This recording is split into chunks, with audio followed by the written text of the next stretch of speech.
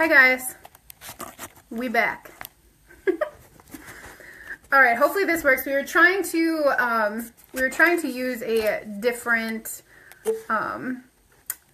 different system tonight, but of course when we try to do something new, you know, it just flops. Okay, so I have questions from you guys both over in the Boho Branding group as well as this awesome tribe group. Hey Jen! So I'm going to be going through those questions, but as we go through, feel free to ask more questions too as they come up or you need more clarity. We are going to be in here for probably about a half hour, I would say, depending on, you know, the type of questions that you guys have, the feedback that you need. And without further ado, I want to introduce you to my handsome husband. This is Drew. Hello. Drew has a full-time job. He works in a small town, but he does community economic development. A big portion of what he does is business planning, a lot of spreadsheets. It's really fun and exciting. So, It's really fun. But he's really smart at this stuff, and without him, I really wouldn't be where I'm at. So I have to give a lot of credit to him in really helping me establish not only how to run an Excel spreadsheet and like understand what I'm doing with income and things that are coming in and going out. So this is going to be a wonderful time for you guys to ask questions. I can tell you things that we've just personally been through lately is I just established my LLC a couple months ago. And bank accounts, getting the correct name for all of your tax stuff, that stuff. Yeah, that's just some of the things that we've been going through. Yeah.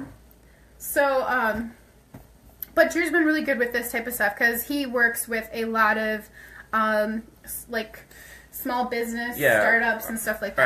All right, so I'll go over any questions. I'll try to answer anything that I can for you guys tonight. Disclaimer, I'm not a lawyer. I'm not like an accountant or some crazy tax professional. I'm just kind of giving you the best of my knowledge and things that I've learned along the way from starting some of my own businesses and running businesses and helping other people start up businesses. Quick background. So in a previous life I worked as a small business development center, and I would literally sit down with people just like you guys, from the crazy napkin idea, like, all right, I'm gonna make $1 million with this napkin idea, to helping them like regurgitate that into an actual business plan, create like a spreadsheet for all the pro forma to figure out how much money they're going to need to do their business, all the way up to helping them go to a banker to get, you know, hundreds of thousands of dollars worth of loans, millions of dollars worth of loans. So you have the spectrum.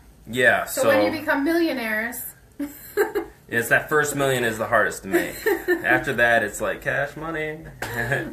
But yeah. So I'll try to help answer any questions that I can that way. And then at the end of this, we'll make sure to send you out some resources too. Yeah, you have it all on your phone. Yeah, I have a bunch of different like resources that could be like grants for women-owned businesses and entrepreneurs, as well as different free resources if you wanted to talk to a lawyer or wanted to get help with a physical business plan. If you need to take it to kind of that next level, either for funding sources or just to have. Just to reach out? Yeah. So what's a good question we can start with? So I'm pulling the questions right now from the Boho Branding tribe, or from the group. So I'm just going to go through the top, and I'm going to start with Ashley's, and she wants to know more about starting up her LLC.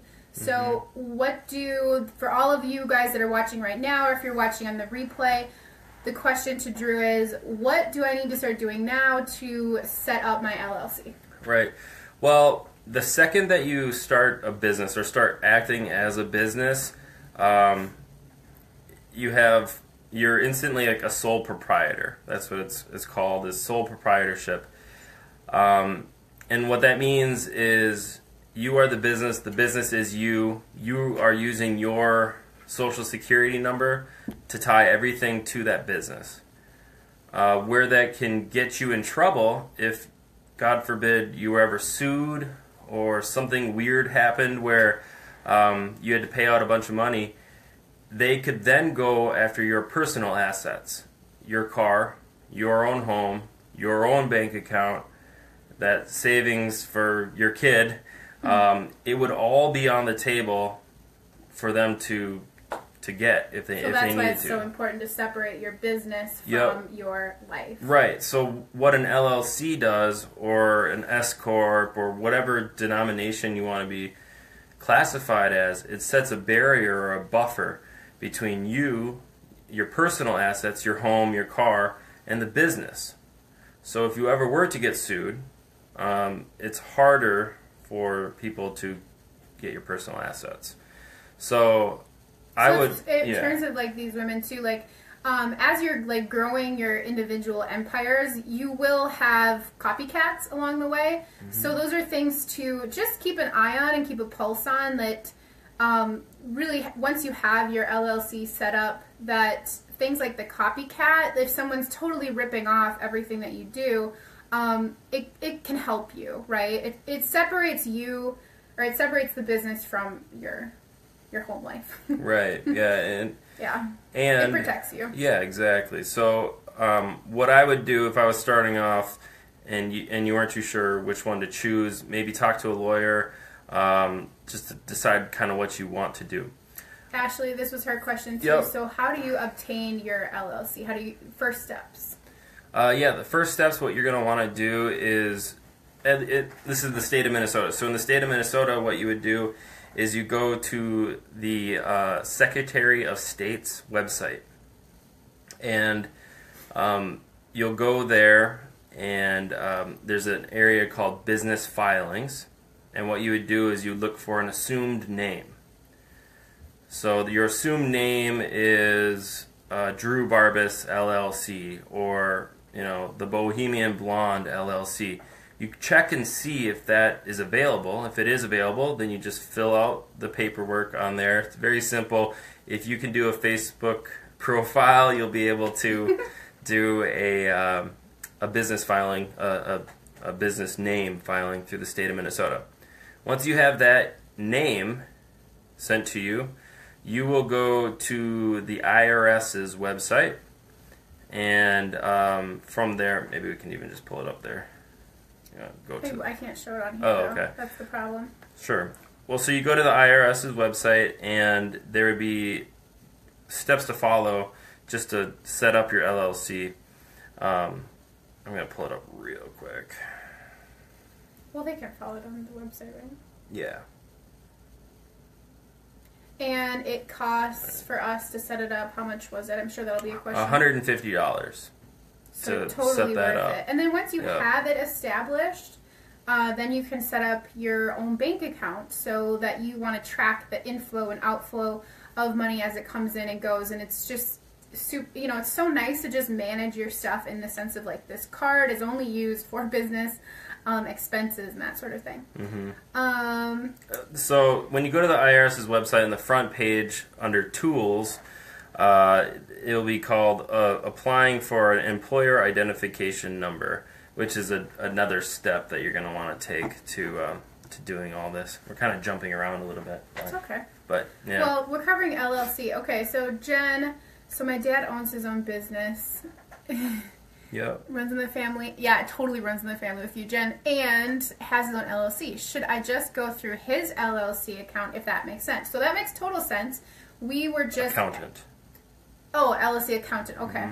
So never mind what I was going to say Yeah, then. absolutely. I mean, if you are comfortable with that person and them running the books or whatever you need to do, then by all means, go ahead and use them. Yeah. It's nice to have someone that's in your court, right? Like when you need to talk about business stuff. And okay, so let's talk a little bit about... Can I rewind for a second? Yeah. So, and I'm sorry, I keep jumping around. I'm like, ooh, a shiny object over Kiss there. brain too. Yeah, totally. So going back to when you go to the IRS's website, it's not going to say apply for an LLC. It's much more boring than that. It's called an employer identification number, an EIN. Why that is important is because that is the number that you will need to have in order to open a bank account under the business, to do any sorts of financial transactions. That is like the social security for your business, social security number for your business, essentially. So that's in part of when you create and choose being in an LLC. And for those of you that are discovering your brand, really building on your brand, and you're interested in really tapping into that affiliate income, and what I mean by this is if you're constantly promoting books that you really love and enjoy, and you go over on Amazon, you're constantly directing people to certain things, you can get a small percentage of every transaction, which would be an affiliate. So you have to have your EIN number that Drew was just mentioning to be part of an affiliate program. So now this really opens up the door for you as a business owner, because not only can you do those little transactions on Amazon, but the programs and the systems that you're using, you can also have affiliate income off of them. So for those of you that are finishing Boho Branding School right now and you're looking at the services that you could possibly use to create your first course, you can be getting an affiliate income off of that every time someone uses your link. So again, as business owners, and the world is kind of your oyster when it comes to creating those little residual income streams to your business. It's important to have that EIN number, and then you can tie it into these little affiliate programs, which is awesome, right? Because when you're putting nose to the grindstone, to have that steady income coming in. Yeah, you want multiple sources, especially when you're just starting out. So yeah, yep. Yeah. We had somebody else asking about to use a program such as like QuickBooks. Yeah, absolutely. There are different costs associated to using QuickBooks. For right now, I think when you're just starting off, you could just use a Google Docs spreadsheet. They have all these different templates that are like ready to go for business purposes. And when you're starting your business out, you want to find out exactly how much money it's going to cost to run your business. Mm-hmm. Once you know that bottom line, like it's going to cost me $1,000 a month or something like that to run your business, then everything above that is just gravy. I usually like to work backwards, and I say, how much do I want to make? Like, realistically, how much do I want to make? Break down all the costs, like, how much is my internet every month? How much am I spending on a cell phone plan? How much is it going to cost for repair of my computer when it dies? Break all that down into a spreadsheet, and then that number at the end, that's what you got to hit every month. That's what you're shooting for. If you just go into it and say, I want to make $1 million or $2 million, okay, great. How are you going to get there? You know what I mean? A game plan. Yeah, you got to have that game plan. You have to have that number in mind, so then you know what you're working for. If you're just working just to work, you're going to be all over the place. Yeah, because then you're just, you're signing up for a hectic ride. Yeah. Then you're trading. Then again, just like those of you that aspire to quit your 9-to-5, it's trading, your, dollars for hours. Like you're literally, you're locked in then still. So you have to think bigger than the 9-to-5 and really create those. Like at the beginning of Boho Branding School, we created a 30-day plan of what is it that you want to achieve at the end of this. Because it was so... Like, what's your pie in the sky goal? What is the thing that you want to achieve after 30 days? And so that's really, It's the same I'm more idea. of the woo-woos. Drew's more practical. No, it's the same thing. Yeah. It really is. So there's the money. The money is great, right? Like, yes, we have money, but you can't just go and, like, spend it all. Right. Otherwise, the tax man at the end of the year is going to be like, hey, where's my cut? Yeah. I need my cut too. And you're like, oh crap, I already spent all the money, I don't have your cut, and now what? So what okay, so you're like rolling in, you got this steady flow coming. What Yeah. should you expect and set aside for taxes? To be if a third to be safe, just so then at the end of the year you don't have any crazy unexpected costs. That seems like a lot because it is, and no one said making your own money was going to be cheap or easy. Right. But for all those expenses that you get taxed on, you can also do a lot of different write-offs. I mean, that's the benefit of creating your own entity, of creating an LLC or sole proprietorship. There we go. When you create your own entity, you can use some of these things on a daily basis against that business income tax. So you could do, for example, a percentage of your internet every month could be in a business expense. An amount of your cell phone can be used for a business expense. The office space that you have, there is a flat rate for that, or you can do it per square foot. And when you're talking to your tax accountant or tax advisor, those are the things that they're going to want to know. So you can keep all of your receipts for your monthly bills, all of that, because then they can do the number crunching and give you a nice chunk of dollars at the end. Mm-hmm. So, the mileage, if you're going to meetings for business purposes. Or one-on-ones. Yeah, one-on-ones. Yeah, absolutely. Consulting. Paper for your printer. Mm-hmm. Like, some of the little things that you're like, I'll just buy right now. It adds up big time over the course of months, years, decades. So you definitely want to take advantage of every possible opportunity for sheltering, tax sheltering. I think that's what it's called. And a big thing too that I feel that not a lot of people know about is continued education. So, when we talked with our, I don't know what you want to call her. She's like she's tax lady, but a little bit of everything. Our tax guru. That's what we'll call her. So, if you're looking to do different courses and you're looking for those continued education things that you can essentially prove that move your business and move the needle from A to B, those are things you can also write off too. Yep. So, as I'll preach it to the high heavens, but when you see someone that has been down the road that you want to go down, it is so worth the investment and your time to follow that road instead of taking this one. Because if you guys have been taking this road for a long time, it's how hard it can be, especially if you're holding down a full-time job, that you can get like totally off track. And there's so many like freebies and different things like that out there that to just think smarter about it when it comes to how you're going to get from A to B and what's the quickest way and the most efficient way for you to get there. So that was a really great thing that I discovered from that meeting, because it was like, wow, there's so many avenues that I want to take, but I don't want to mess it up. I want to take the direct route. So when we just invested in some new course training, that was nice. Yeah, or even your Facebook ads.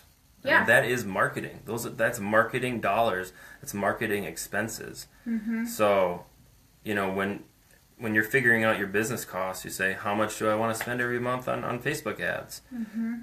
Or another way, kind of what we're doing now is we say, all right, for every dollar that comes in, we break down that dollar and saying this percentage is going to go towards Facebook ads. This percentage is going to go towards feeding our cat. This percentage is going to go to, XYZ. So then it's a self-perpetuating entity, just becomes its own machine. Yep. And then you can increase or decrease the percentages of what you're spending based on what you need to do next. So that's the way I like to do it. I like saying, hey, for every dollar, 10 cents is going to go into our marketing pot over here, or 10 cents is going to go into the savings pot. However you want to break it up. But, we can, at the end of all this, I'll definitely send out just like a general spreadsheet that you can use to show income coming in and out, as well as those different links and resources I was talking about. So yeah. And then it gives you the leverage to know how much can I really spend on this? Well, being smart about spending my money. Yeah. You know, so that was really helpful for me. Okay. Keep all receipts. Mm-hmm. It's really annoying, but at the end of the year, you're gonna have. It's kind of like putting the pennies and stuff like that in the piggy bank when you're like a little kid, and you're like, oh, I found a dime. But then once you get to break that baby open, it's payday. It's party. It's party time. It's party time. Don't let him fool you trying to be a musician. He actually loves all this number stuff. No. It's blessing or a curse, you know. I don't know. We got a day man, night man thing going on here. Right, so. for real. Yeah. Okay, let's go through the questions. And if you do have them and you're watching this right now, the stream is now both in the Boho Tribe as well as Boho Branding School. So all the students are seeing it right now too. What's up, everybody? Party time. Okay, so we're talking about money. What everyone wants. To pay for Sorry, cat, I don't know. I'm kind of a cheese ball. Okay, let's look at well, sorry guys, it's a longer question. Let's see here. Okay, so we kind of touched on this, but Jen asked a question about, so Jen, Lucas, if you're still in the group, shout out to you. So she was asking to put 20 to 25% aside for every transaction through Teachable. So yes, Jen, to answer your question in there, yes, 20 to 25% off of every one of your sales, because you are absolutely rocking it right now, girl. You are well on your way to this next step. So, okay. So how does it work if transactions are coming in daily? Yeah, if you want to do like a spreadsheet, I suppose. Yeah, I mean, I think you just look at every time you have to cash out or you get that check from Teachable or from whatever entity. I think you'd go crazy if you had to like deal with it every day. Yeah, so Jen, how Teachable works, and anyone that's looking to host their course or your signature offer on a site, teachable.com is incredible. You have to either use their free service. They take 10% of every one of your transactions, plus PayPal takes another 2%. So every one of your transactions, you're losing 12%. Now you can pay for their service, which ends up being $40 a month. Then they only take 5%, and you get paid out every 30 days. Or you can up-level your business, pay $100 every single month. They take nothing, which is, I think, probably the best deal. However, you're paying $100 to use their service, and you get paid out right away. So, Jen, to answer your question, you're probably, I know you're just starting out, you're probably either at that beginning stage or probably thinking about moving into their basic program. I would just, at the end of those 30 days, when you get your paycheck from your launch, take the 20 to 25% out right then and there and just tuck it away. Yeah. Out of sight, out of mind, right? Throw it in a savings account and just don't ever look at it. Well, just keep it. Just peek. No, yeah. Just peek a little bit. I mean, it definitely takes discipline. I mean, it's not an easy thing to do, but it's a skill that you as a business owner, I mean, once you're in control of your own money like that, you have to be mindful of what you're spending it on. Yep. Every dollar that you make is absolutely hard earned. Mm-hmm. I mean, you're sweating. It's your time. So, you want to guard that as much as possible. Right, because you want your business to keep going. Yeah. Okay. Yeah, that's right, Jen. Goes into my savings, my tape. Nice. Yeah. Okay, what else do we have here? Is there any tax form, the 1099, etc., that needs to be filled out in the beginning? And this is from Sarah. So, Sarah, if you're on, shout out to you. No, not at the beginning. The 1099 is going to be if...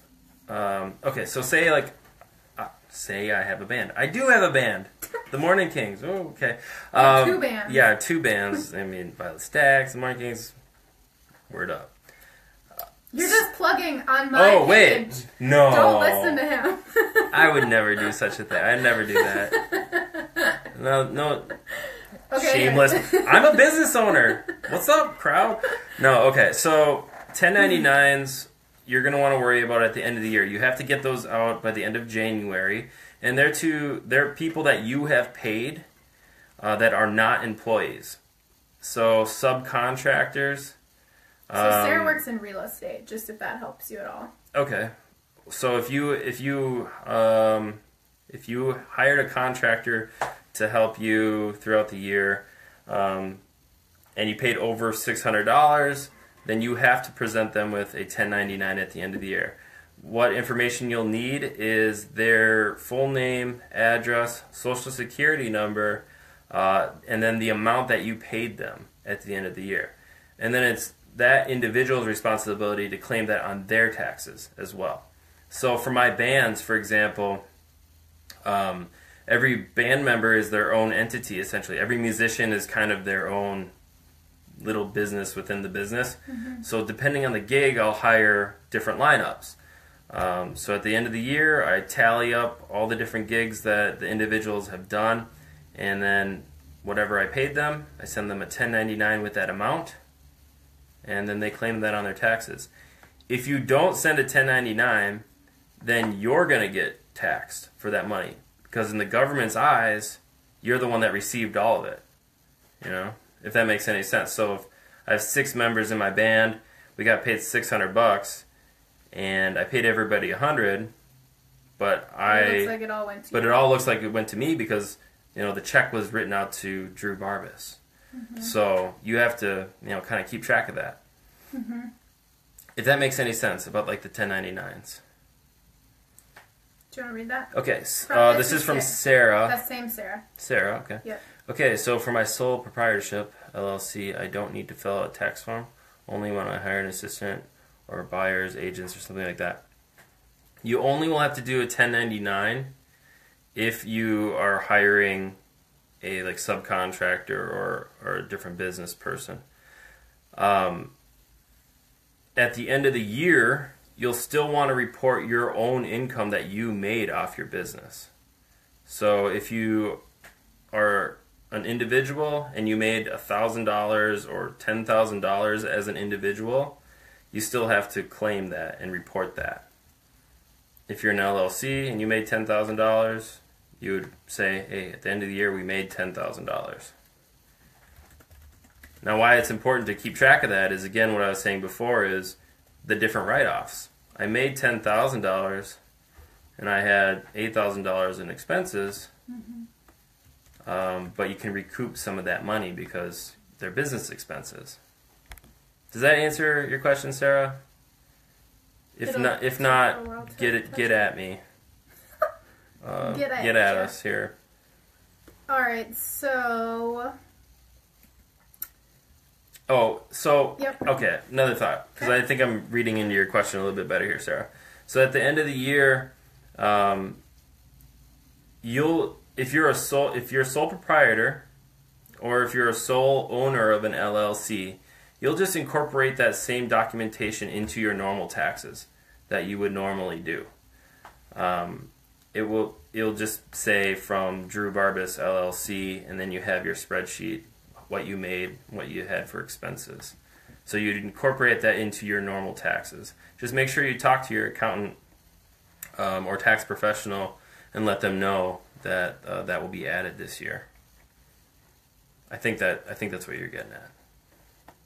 All right. If I start rambling on, just like pinch me or something like that. You're fine. Okay, so we answered the questions in the Boho tribe. Thank you. Cool. Oh, no, you're good, Sarah. Yeah, no, absolutely. And like I said, if there are more questions, just let us know afterwards, too, and we'll try to straighten them up. So we talked about, like, what you can write off. Yeah. That's, like, the fun stuff, which that's kind of what I like to talk about, but... Yeah, I mean, it's important. Just keep your receipts, and then, you know, at the end of the year, you'll be able to write off a portion of that, and you'll get that money back, essentially. It'll be subtracted from the money that you made, that the taxes would try to take, so. Yeah. Yeah. I'm trying to think what else we could hit on. We got the questions answered. So we can recap. So when you're starting your business and you're trying to create that LLC, you'll want to get your assumed name from the in Minnesota at least. Every place might be a little bit different, but in Minnesota at least, you get assumed name through the Secretary of State's website, and at that same website is where you can like search for other people's names and make sure that you're not copying their business name. Then so that's how you get your name, assumed name through the state. The next step would be to go to the IRS's website. I think it's irs.gov. And you need to get an EIN number, Employment Identification Number. And that is essentially your business's social security number, and how you kind of set up your LLC.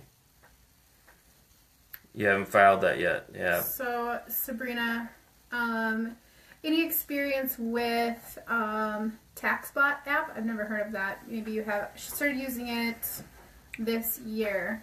Yeah, I haven't used that before. For a lot, like when I've done our individual taxes in the past, I've used like H&R Block, and if you make under so much, you can even get that for free through the IRS's website.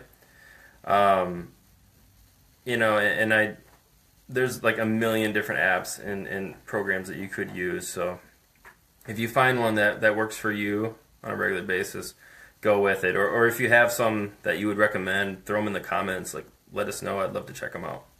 Mm-hmm. Okay, so Char's asking, at what point do you get an LLC? Like right away? Maybe that's not how you say it. I declare an LLC! Yeah.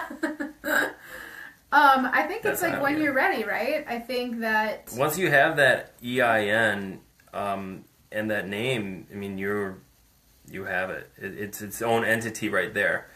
If you want to take it to the next level in protection, I think you talk to a lawyer. And you get like an insurance policy. How boring is that? But you get an insurance policy to protect those assets for the business. Something else you'll want to think about is articles of incorporation. And if you were just to Google that, you can get some basic language on it. All that does is say, it kind of like lays out on paper the format of your business. So you say, I, Drew Barbas, am president and CEO, and we do XYZ type of business, and we are an LLC, and that is us.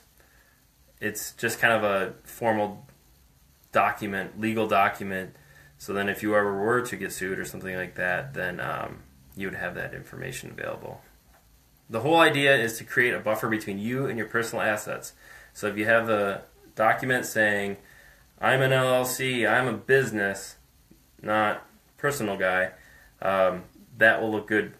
If you have your own bank accounts for that specific business, it'll be easy to keep track of, and you won't have to intertwine your personal expenses and your business expenses.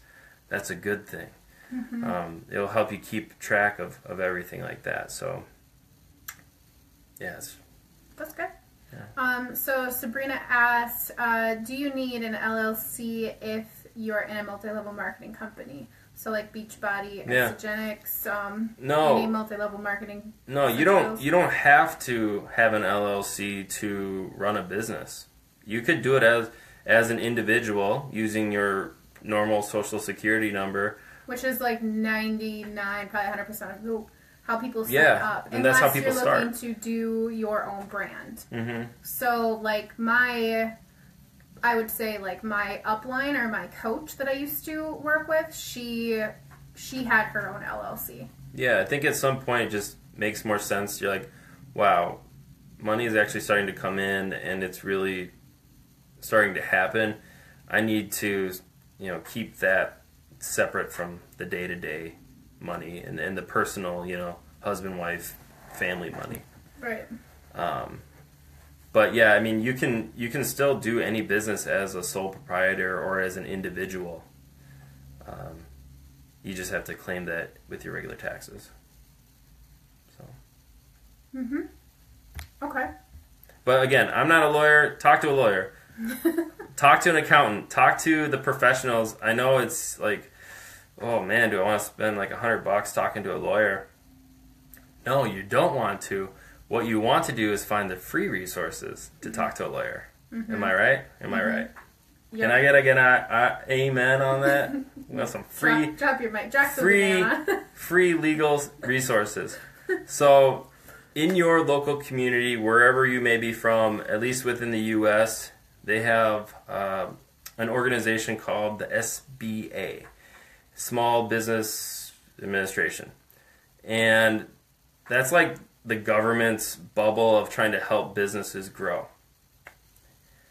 Within that, within your communities, they have small business development centers. So they have individuals like me that would help you create business plans and so on and so forth. But they also have different like retired business owners, different free legal assistant help where you get like a free one-on-one for 30 minutes with a lawyer where you can ask them any kind of questions that you want and then they'll be able to give you actual, legal advice. So that's what I would recommend. In Minnesota, some of the like business mentors, it's called SCORE. And those will all be in the links that we send out here after we're done. But talk to them and ask them some of those basic questions because they'll know the answers right away, and they'll really help you out a lot. Mm-hmm. And it's free again. Yeah. Yeah. Okay, so Sarah had a question. She said, is it best to go in and get your own taxes done, or is it possible to do it yourself online? Especially if you're just starting out. I don't want to pay a ton of money to get my taxes done if my income isn't that high just yet. Yeah, you can do that on like H&R Block, any TurboTax, any of those websites. I think it's if you make under $60,000 a year, if you go to the IRS.gov's website, they have resources that you can use like TurboTax for free. Like you'll be able to do your federal and state taxes for free just going down answering the questions that they have. That's what I did when I started out. For the first few years, I did that myself. It worked out great. It worked out just fine. And then I'd say like what we do. This disclaimer again. What we do is like I will do our taxes like 1 or 2 years. And then on the third year, I'll bring it into a tax professional, make sure that it's all cleaned up, make sure that everything is still looking good. In my opinion, it's worth spending $200 to get your taxes done correctly, just so then you don't have to worry about it in the future. It helps me sleep at night. It's a weird thing to freak out about that the IRS is going to come after me, but the boogeyman. You don't mess with the IRS. They took down Al Capone and all those crazy people. So, all right. Anyways, yes. Long story short, you can do your taxes online, especially when you're first starting out. It's no problem. Go to the IRS.gov, and they have free resources for you if you're making under $60,000 a year. Cool.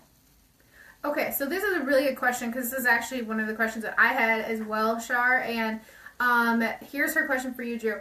If you use your phone/internet for your business, but also for personal use for at home, I have always been nervous about claiming that for my business. Where do they overlap? How could I go about claiming that? Sorry if that's silly. Not silly at all. This is the same question that I have. I had it with internet, phone. I even had like clothing, for if you guys are out there watching in like the fitness world and you're constantly showing up on video with maybe different apparel, that sort of thing, that you can take it away on that.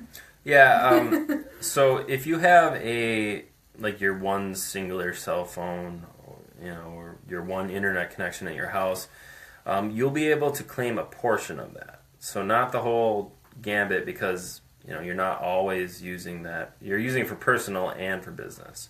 So yes, you can claim some of it. You absolutely should.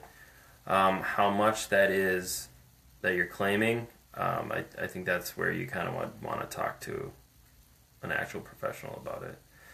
It's supposed to go about how much you use it. So if within a reasonable extent. Yeah, yes, it's kind of gray in some of those areas actually. When we were talking to our accountant, I mean, I suppose you could go and look at all your phone logs, and every time you talk to certain specific numbers, you could add up the time and then divide it. But yeah, that's too much. I think, you know, you could maybe do like 20% or something like that. It all depends on how often you're using it for business. Or if it makes more sense just to have like a business line or a business number, say like a business number through Google. I know that they give out free numbers and you can do free online calls and stuff like that. Maybe it makes sense just to go through that source instead. But definitely claim it. How much you claim, that's where you'd want to talk to a professional about it. So I don't know, that kind of answers. Yeah, I think so. I mean, within a reasonable extent, right? Like, it's just, you know, we aim on, like, the 20% because we're like, well, that's probably reasonable enough. Any other things up your sleeve when it comes to, like you just mentioned, a free number on Google? One thing that as all business owners, we're kind of touching on security and money and that sort of thing, and, like, talking about establishing your LLC so that you can protect yourself, right? So other forms of protection are getting a P.O. box. So these are just things to think about as you move along to the next step. And steps in your future is to have something like a P.O. box so that when you're sending out emails or receipts and that sort of thing, it's great to not have your home address on those things, because as your business grows, you're going to have more eyeballs on your things, and, you know, there's creepers everywhere, right? So it's better just to protect yourself. And I know so many of you in this group are young female entrepreneurs. So, you know, start to think about that. So we've done P.O. Box.